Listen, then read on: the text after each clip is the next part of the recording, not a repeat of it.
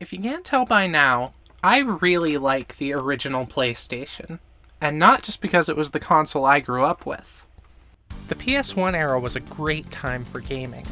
Third generation of consoles were a huge leap ahead of the previous two. Games were at a perfect midpoint where we finally had the resources and technology to do pretty much whatever we wanted, but the AAA studios hadn't quite taken over yet. There were a bunch of great first-party titles, yeah, but there were also a ton of these great, quirky third-party games. Games like Tomba, Oddworld, and pretty much any IDOS game that wasn't Tomb Raider. And Broken Helix.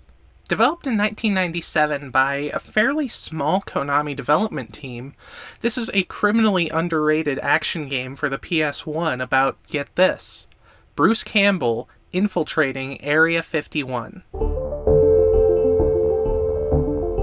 Yeah, I know Area 51 is kind of a dead meme now, but it's still got Bruce Campbell in it.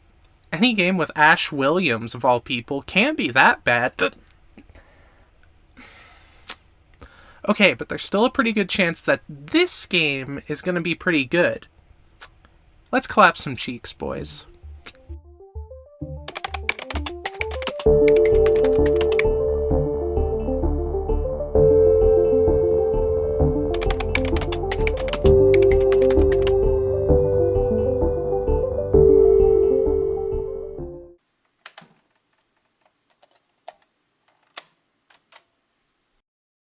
Name's Jake. Welcome to my world. 1. I'm standing outside Groom Lake at the edge of what is rumored to be a top-secret Air Force base, although the government has always denied its existence. For some reason, air activity and radio traffic in the area is at its highest in recent memory, leading to speculation that the government hovers above. When I was a kid, I loved to blow things up. Plastic Army Men were my favorite. The year is 2026 and I've changed. A little. I'm a Special Task Force Marine in the Explosives Division, much to my wife's disapproval. Only now I defuse bombs before they blow my brains out. What a rush. I received a call early this morning for my next mission. I hate being woken up before noon. See, it's your standard defuse and run, only this time the explosives aren't going to be popped in any ordinary building. They're in a classified place where the government hides anything that might disturb the average Joe. I know a little about it because my father worked there until his death 15 years ago. He died in a plane crash on the way to work along with 10 other scientists. Or so they said. I was only 9 when it happened.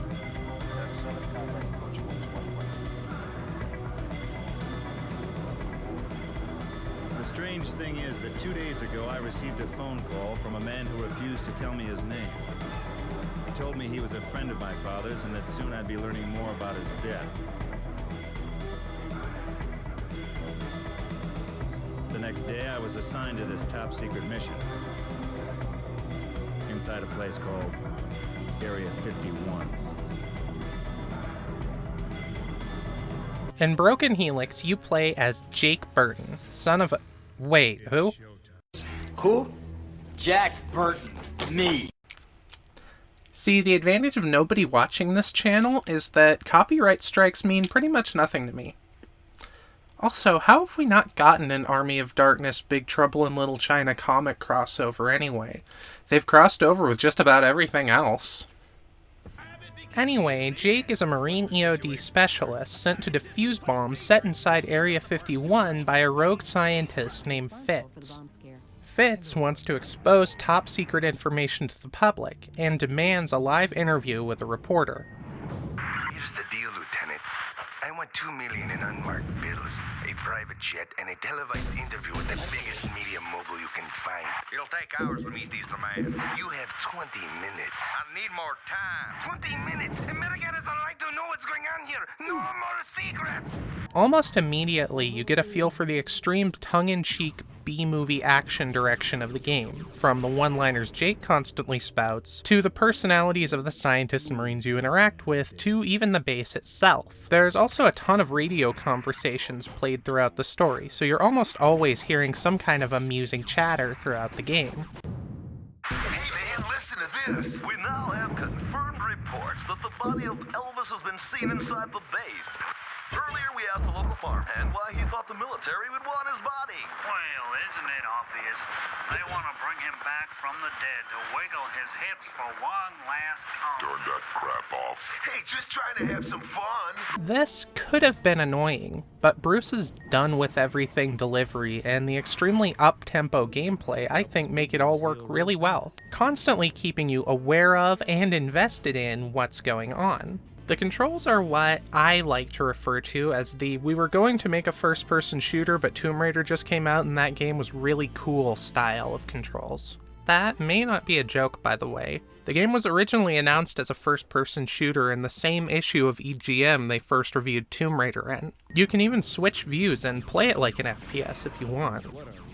Basically, they're the kind of tank controls you saw in everything from Tomb Raider to Mega Man Legends, using the joypad to move and turn while the shoulder buttons strafe. It works pretty well, all things considered. One thing I hadn't seen before was the way you aim up and down using L2 and R2. It's actually pretty intuitive once you get used to it, and apparently similar to Quake 2's default controls on the console. Although you can't play it with a mouse like you could Quake 2. You also have a pretty standard set of jump, crouch, shoot, and so on, and holding select adds an alternate function to each button, one of which allows you to change Jake's mood between nice and mean. Most of the NPCs you encounter react differently depending on if you greet them with one mood or the other, and there's honestly a bit of replayability just from playing through to hear Bruce deliver the cheesed off responses. Hey, what's going on here? Who are you? Your worst nightmare. Please don't hurt me. I'll tell you anything you want to know. You can start by telling me why Fitz wants to blow this place apart. Finally, Jake starts equipped with a basic stun gun, but you find modules that upgrade its power, including a blaster, a rapid gun, rockets, a flamethrower, Mac wants the flamethrower. Mac wants the what? That's what he said. Now move. and finally an ultra-powerful alien gun, along with the ever-reliable Goomba Stomp. When you start the game, the first order of business is to disable the bombs Fitz has planted on levels 1 and 2. The timer adds an element of urgency, but this is actually one of the more relaxed parts of the game, allowing you to explore a little bit and look for the bombs with plenty of time as long as you don't drag your feet too much. In fact, I'm gonna take a minute. I drank a whole 2 liter of Mountain Dew before this review, and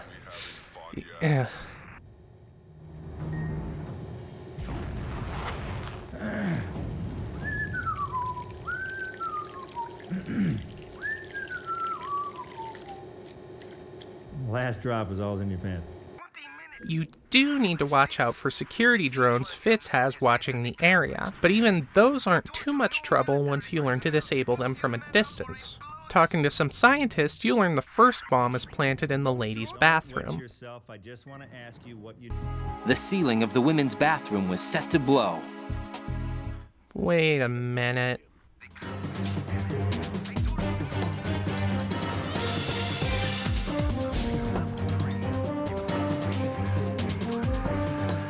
That has to be a coincidence, but it's also a very weird one. After disabling Bomb 1 and switching off the security guns, you head down to level 2, and this is where things diverge a bit. See, Broken Helix advertises what it calls 4D gameplay. Basically, events are always moving forward, and depending on what you do, those events can go down multiple different paths. There are 4 different routes on Broken Helix, but they all start diverging when you get to level 2. After disabling Bomb 2, you receive a message from an Illuminati guy claiming to be a friend of your father, who also worked in Area 51. He warns you that the other Marines, led by the indestructible Arnold-like Black Dawn, have been sent down to kill you, and that you need to cheese it. You meet a reporter on this level who wants an interview with Fitz and asks you to help her. After some Metal Gear action, the voice warns you not to bring the reporter with you, but, she seems nice. You escort the reporter down, working quickly to find an antidote to the toxic virus flooding level 3, but making sure to grab your father's files. Wait, his name was actually... Yeah, never mind.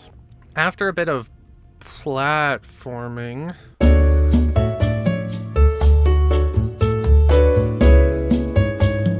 and using the files as a bargaining chip, you meet up with Fitz.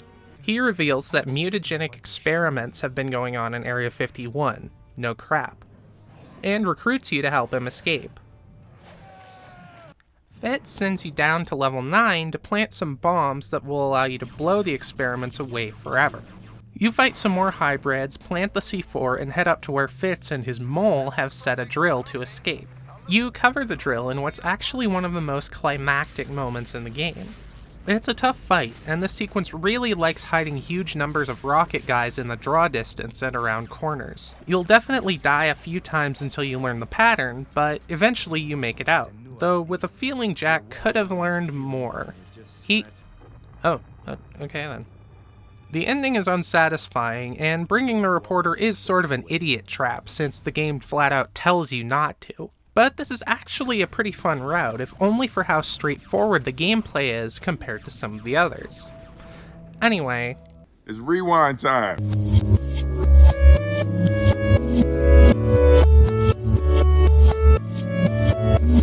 Back on level 2, you have the choice to not defuse any bombs at all and head directly down to level 3. This causes Fitz to blow levels 1 and 2, taking out the Sarge and Black Dawn. Please be reasonable. Just 5 more minutes. No more deals. Project Broken Helix will not be destroyed. No, wait.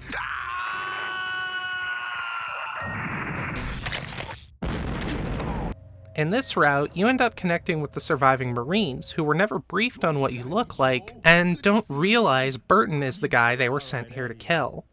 The game adds a kilometer... Oh, I see what they did there. That you have to keep up by helping them wipe each floor, lest they become suspicious and frag you. This is actually kind of fun, except for 2 things. Tonka, the Marine you're supposed to follow, has a tendency to block the doorway to a room while he kills everything inside, and then yells at you for not killing things until he eventually gets mad and frags you. But if you try to shoot past him, your bullets will likely hit him and he gets mad and frags you. If you try to lead though, and you give him too much space, he also yells at you until you accidentally do it 3 times and then he gets mad and frags you. The tension of keeping your cover with these guys feels very deliberate and kind of makes sense, but holy crap. Luckily, you only have to do this for a couple floors before you're able to wipe out Fitz and his team and make it down to level 6. Where a separate team of scientists is located. Here, a double agent named Jenkins lets you in, and you murk the rest of the scientists before making your way to Reese, their leader. Reese releases the aliens held in cryo-storage, and you have yet another climactic battle where you, Tonka, and Jenkins stand off against an army of gray aliens. Keeping Jenkins alive is a little tricky, but nothing too difficult once you get used to the aliens' pattern. Leaving the base with the 2 of them, you head back out and...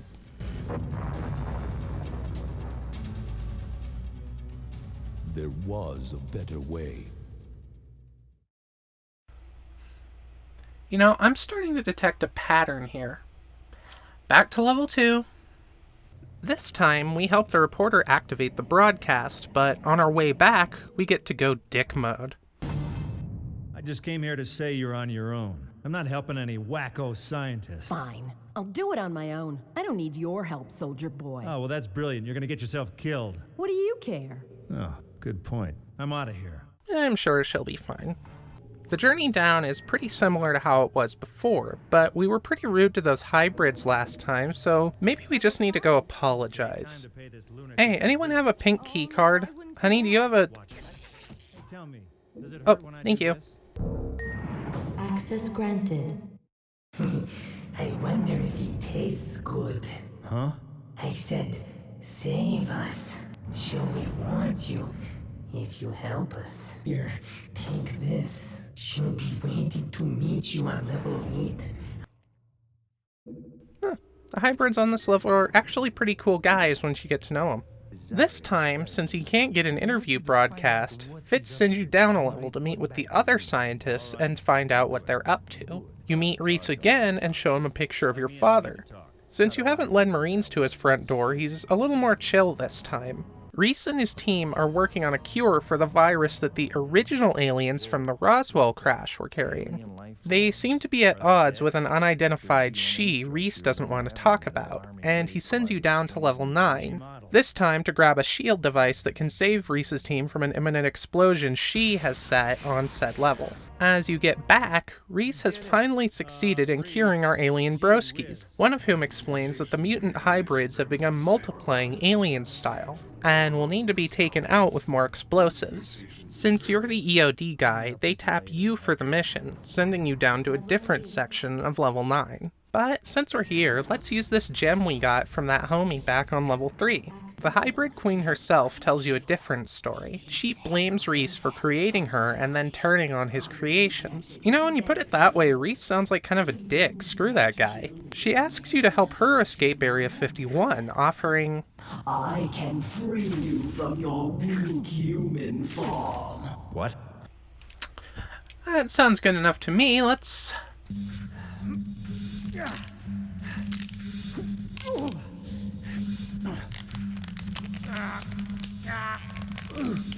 Alright, time to get postal. Bruce, you got real ugly. You'd think this new alien form would change things a bit, make you stronger, more powerful, maybe give you some new attacks, but it pretty much plays like human Jake, just a teeny bit bigger. Man, being an alien-human hybrid seemed way cooler in, like, the Species movies.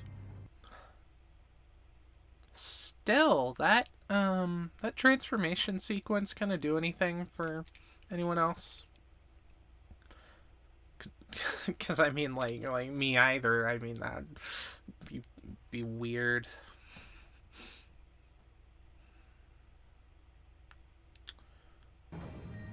You meet up with a hybrid warrior and blast your way through a horde of Marines until you finally get to Black Dawn and a newly armored up Jenkins.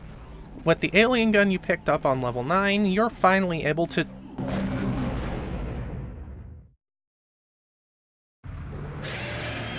Is he alive? Yes. Where are you taking him? To a lab not far from here. Jake Burton must be studied for several years. There will be many tests.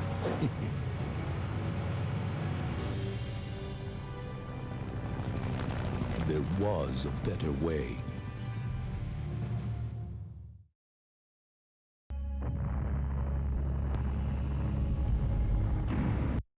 Alright, let's do that again. Crap! Okay, one more time and... Okay! Okay, guys, I have kind of a confession to make. The fight with Jenkins and Black Dawn is maybe the hardest fight in the whole game. Both guys have a crap ton of health, which you don't actually get to see. Not to mention, if you stop to refill your own health and armor, it's almost a moot point because the two will gangbang you while you're doing it. And it's entirely possible, if you play like I was playing, you might not have enough health and armor to make it through the fight in the first place. What I'm saying is, in order to stick to my deadline and get this review out on time, I may have had to, Just a little bit, you get back. Just a little bit, you get back now. Just a little bit. In my defense, all the codes can do is give you extra health and armor, bringing the fight down from nearly impossible to really bloomin' hard. Once you finally nail the both of them, you're able to join the Queen on the escape ship. You and the hybrids leave Earth with a whole new alien world awaiting Burton and his new alien family. What, is that not the happy ending? You get to explore space, the final frontier. You have a cool mutant body. You have a pretty good shot with that alien queen. Fine. So yeah, instead of hooking up with the alien queen, let's actually do what Reese wanted us to and head down to blow these hybrids up. I haven't had a chance to mention it yet, but the game likes to switch things up with these drone sequences. The early ones are short bits where you use a drone to move an item from one place to another. But on this level, you get to use the super awesome armored drone with unlimited ammo. These sections are always short, but they help add some variety and keep the gameplay fresh.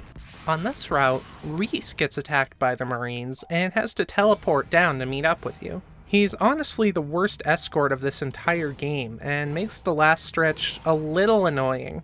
You can use medkits on your escorts, which is actually a nice touch and something I'd like to see in more games. But like I mentioned before, you really need those medkits during this last stretch. It doesn't help they are being pursued by Vasquez here, and every time Reese encounters an enemy, he has to stop, draw his gun, aim, fire until it dies, and then only move on if you're close enough to him. I swear, this guy's more tenacious than Burton is. So there's pretty much no way of keeping Reese from taking at least a little bit of damage as the endless waves of aliens and Marines come after you. Not to mention the damage you yourself are going to take while you try to defend him. What I'm saying is, in the name of getting this review out on time and sticking to my deadline, I may have had to, Just a little bit, you get by. After making it to the reactor once more, we're treated to a nice cinematic where Jenkins grabs Reese. What have we got here? Jenkins, what are you doing? Tying up loose ends. And Black Dawn beats the crap out of Jack. You fight Black Dawn again, but without Jenkins, he's a little more manageable. Also, he has a visible health counter this time, so that's cool.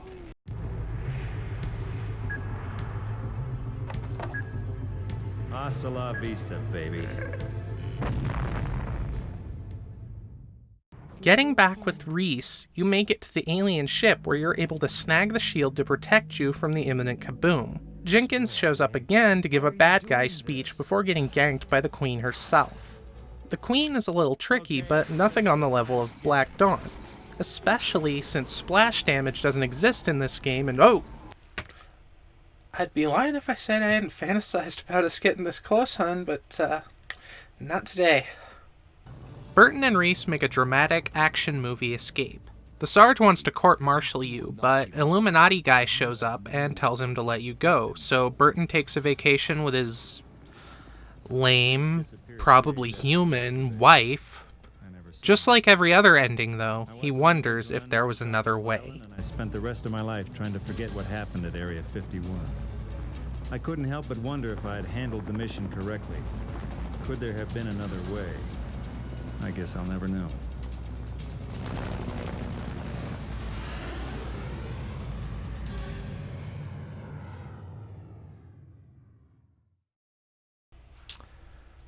This game is certainly not without its flaws, but I really do like it. It's a fun little action game that doesn't take itself too seriously. It manages to perfectly embody the spirit of a low-budget 80s sci-fi action film, while also embodying the joy that only a late 90s PlayStation action game could provide. The structure of the game is really neat too.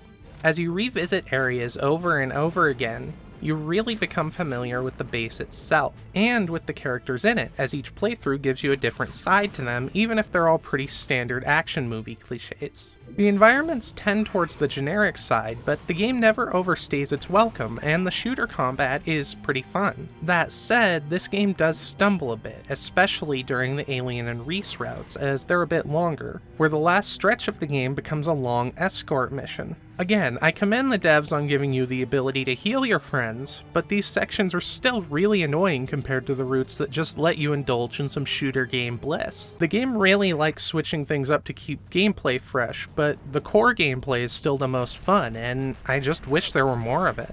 The whole 4D gameplay thing is a neat concept. The way you're pretty much always against some kind of clock is implemented well.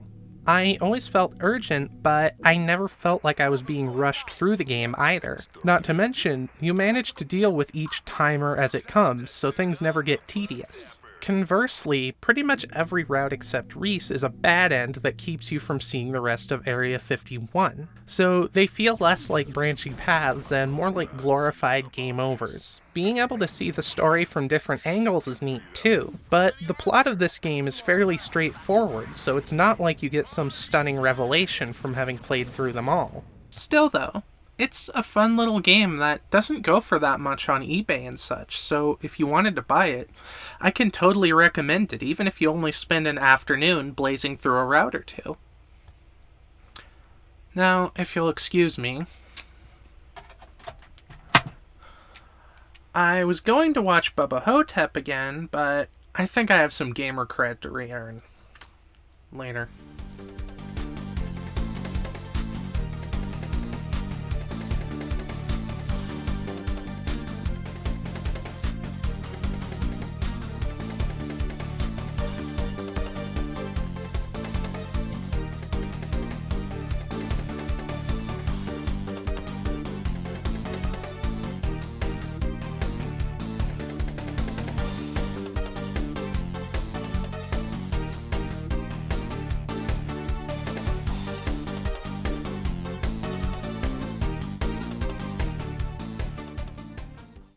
Hey everyone, Evie here. Thank you for watching all the way through this video. If you liked it, please consider, giving it a like, giving it a subscribe if you feel so inclined, leaving comments. All that stuff means a lot. It really helps me figure out where to go with this channel and what kind of videos to make next, since I'm really just doing this by the seat of my pants. Thanks for watching, guys, and I will see you next time.